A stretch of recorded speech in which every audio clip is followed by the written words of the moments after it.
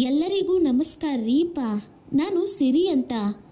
ಇವತ್ತು ಮತ್ತೊಂದು ಹೊಸ ಪ್ರೊಫೈಲ್ ಜೊತೆಗೆ ನಾನು ನಿಮ್ಮ ಮುಂದೆ ಬಂದೀನಿ. ಈ ಪ್ರೊಫೈಲ್ ಮಾತ್ರ ತುಂಬ ಚೆನ್ನಾಗೈತ್ರಿ. ಈ ಪ್ರೊಫೈಲ್ ನಿಮಗೂ ಇಷ್ಟ ಆಗುತ್ತೆ ಅಂತ ಅಂದ್ಕೊಂಡಿದ್ದೀನಿ. ಹಾಗಾಗಿ ವಿಡಿಯೋನ ಮೇಲೆ ಕೆತ್ತಿದ್ದೇನೆ, ಕೊನೆ ತನಕ ನೋಡ್ರಿಪ್ಪ. ಬನ್ನಿ ಇವರ ಪ್ರೊಫೈಲ್ ಹೆಂಗೈತಿ ಅಂತ ನೋಡೋಣ. ಇವ್ರ ಪ್ರೊಫೈಲ್ ನೋಡೋದಕ್ಕಿಂತ ಮುಂಚೆ ಇವ್ರ ಪ್ರೊಫೈಲ್ ಯಾಕೆ ಕಳಿಸ್ಯಾರಂತ ನೋಡೋಣಂತ.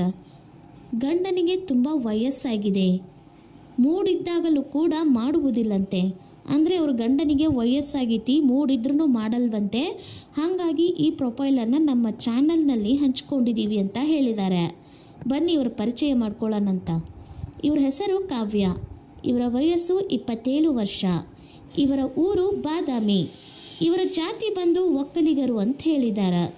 ಕಾವ್ಯ ಅವರು ಸ್ಟೇಟಸ್ನಲ್ಲಿ ಮ್ಯಾರಿಡ್ ಅಂತ ಹೇಳಿದ್ದಾರೆ, ಅಂದರೆ ಮದುವೆ ಆಗಿದೆ ಅಂತ ಹೇಳಿದ್ದಾರೆ. ಇವ್ರಿಗೆ ಒಂದು ಆಸೆ ಐತಿ, ಏನು ಅಂದರೆ ತುಂಬಾ ಮಾಡಿಸಿಕೊಳ್ಬೇಕು ಅಂತ ಅನಿಸುತ್ತಂತೆ. ಅಂದರೆ ಗಂಡನಿಗೆ ವಯಸ್ಸಾಗಿತ್ತೆ, ಅವನು ಮಾಡೋಕ್ಕಾಗಲ್ವಲ್ಲ, ಹಾಗಾಗಿ ತುಂಬ ಮಾಡಿಸ್ಕೋಬೇಕು ಅಂತ ಇವ್ರಿಗೆ ಒಂದು ಆಸೆ ಇದೆ ಅಂತ ಹೇಳ್ಕೊಂಡಿದ್ದಾರೆ. ಕಾವ್ಯ ಅವರು ತಮ್ಮ ಗಂಡನಿಂದ ಯಾಕೆ ಸುಖ ಸಿಕ್ಕಿಲ್ಲ ಅಂತಲೂ ಹೇಳಿದ್ದಾರೆ. ಯಾಕೆ ಸಿಕ್ಕಿಲ್ಲ ಅಂತ ನೋಡೋಣ ಬನ್ನಿ. ನನ್ನ ಹೆಸರು ಕಾವ್ಯ. ನಾನು ಬೆಂಗಳೂರಿನ ಒಂದು ಕಾಲೇಜಿನಲ್ಲಿ ಪ್ರೊಫೆಸರ್ ಆಗಿ ವರ್ಕ್ ಮಾಡುತ್ತಿದ್ದೇನೆ. ನನ್ನ ಗಂಡ ಪ್ರೈವೇಟ್ ಕಂಪನಿಯಲ್ಲಿ ವರ್ಕ್ ಮಾಡ್ತಾನೆ ಅಂತ ಹೇಳಿದ್ದಾರೆ. ನಾನು ನೋಡಲು ಸ್ವಲ್ಪ ದಪ್ಪವಾಗಿ, ನೋಡುವುದಕ್ಕೆ ತುಂಬ ಸುಂದರವಾಗಿದ್ದೀನಿ ಅಂತ ಹೇಳಿದ್ದಾರೆ. ನಮ್ಮ ಕಾಲೇಜಿನಲ್ಲಿ ಒಬ್ಬ ಹುಡುಗನಿದ್ದಾನೆ. ನಾನು ಒಬ್ಬಳೇ ಒಂಟಿಯಾಗಿರುವಾಗ ಬಂದು ಮಾತನಾಡಿಸುತ್ತಾನೆ. ಅವನ ಮಾತು ಕೇಳಿದರೆ ಹಾಗೆ ನನಗೆ ಮೂಡ್ ಬರಲು ಶುರುವಾಗುತ್ತದೆ. ನನ್ನ ಗಂಡನಿಗೆ ವಯಸ್ಸಾಗಿರುವುದರಿಂದ ರಾತ್ರಿ ವೇಳೆ ಸುಖ ಕೊಡಲು ನಿರಾಕರಿಸುತ್ತಾರೆ. ಹಾಗಾಗಿ ರಾತ್ರಿ ಹೊತ್ತು ಆ ಹುಡುಗನನ್ನು ನೆನೆಸಿಕೊಂಡು ಬೆರಳು ಹಾಕಿಕೊಂಡು ಮಲಗುತ್ತೇನೆ. ಒಂದು ದಿನ ಯಾರಿಗೂ ಗೊತ್ತಿಲ್ಲದ ಹಾಗೆ ಮನೆಗೆ ಕರೆಸಿ ಅವನ ಜೊತೆ ಸುಖ ಅನುಭವಿಸಿದ್ದೆ. ಈಗ ಅವನು ವರ್ಕ್ ಮೇಲೆ ಬೇರೆ ಸ್ಟೇಟ್ಗೆ ಹೋಗಿದ್ದಾನೆ. ಆದ್ದರಿಂದ ಸುಖ ಅನುಭವಿಸಲು ಯಾರಾದರೂ ಕಷ್ಟು ಮಸ್ತಾದ ಹುಡುಗ ಬೇಕು ಎಂದು ಕಾವ್ಯ ಅವರು ಹೇಳಿದಾರಪ್ಪಿ. ನೋಡ್ರಿ, ಇದು ಎಷ್ಟು ಕಾವ್ಯ ಅವರು ತಮ್ಮ ಗಂಡನಿಂದ ಯಾಕೆ ಸುಖ ಸಿಕ್ಕಿಲ್ಲ ಅಂತ ಹೇಳಿದಾರ. ನನ್ನ ಅನುಭವಿಸುವಂತಹ ಹುಡುಗ ಹೀಗಿರಬೇಕು ಅಂತಲೂ ಹೇಳಿದಾರ. ಅವನಿಗೆ ಮದುವೆ ಆಗಿದ್ದರೂ ಪರವಾಗಿಲ್ಲ, ನಾನು ಕರೆದಾಗಲೆಲ್ಲ ಬಂದು ಮಾಡಿ ಹೋಗಬೇಕು ಅಂತ ಹೇಳಿದಾರ. ಯಾವುದೇ ಕಾರಣಕ್ಕೂ ನಂಬಿಸಿ ಮೋಸ ಮಾಡಬಾರ್ದು.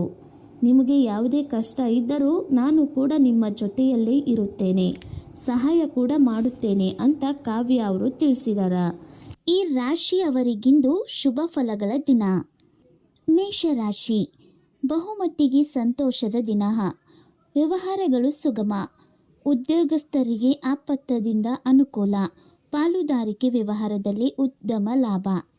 ವೃಷಭ ರಾಶಿ, ವ್ಯಾಪಾರಿಗಳು, ಇಂಜಿನಿಯರ್, ಲೆಕ್ಕ ಪರಿಶೋಧಕರು, ನ್ಯಾಯವಾದಿ ಮೊದಲಾದ ವೃತ್ತಿಪರರಿಗೆ ಕೆಲಸ ಮುಗಿಸುವ ತರಾರು. ಒಟ್ಟಿನಲ್ಲಿ ಶುಭ ದಿನಗಳ ದಿನ. ಮಿಥುನ ರಾಶಿ, ಆರಿಸಿದ ಮಾರ್ಗದ ಬಗೆಗೆ ಆತಂಕ ಬೇಡ. ಉದ್ಯೋಗ ಅರಸುತ್ತಿರುವವರಿಗೆ ಶುಭ ವಾರ್ತೆ. ಕರ್ಕಾಟಕ ರಾಶಿ, ಮಿಶ್ರ ಫಲಗಳ ದಿನ.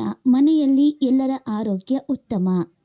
ಸಿಂಹರಾಶಿ, ಹಳೆಯ ಸಾಲ ಮರಳಿ ಕೈ ಸೇರಿದ ಆನಂದ. ಅಧಿಕಾರಿಗಳ ಸಕಾಲಿಕ ಕಾರ್ಯಕ್ರಮದಿಂದ ಕಾರ್ಯಗಳು ಶೀಘ್ರವಾಗಿ ಮುಕ್ತಾಯ.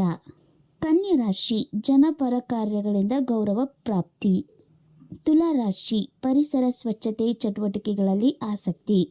ಜೇನು ವ್ಯವಸಾಯ, ತೋಟಗಾರಿಕೆಯಲ್ಲಿ ಆಸಕ್ತಿಗೆ ಸಂತೋಷದ ಸಂದರ್ಭ.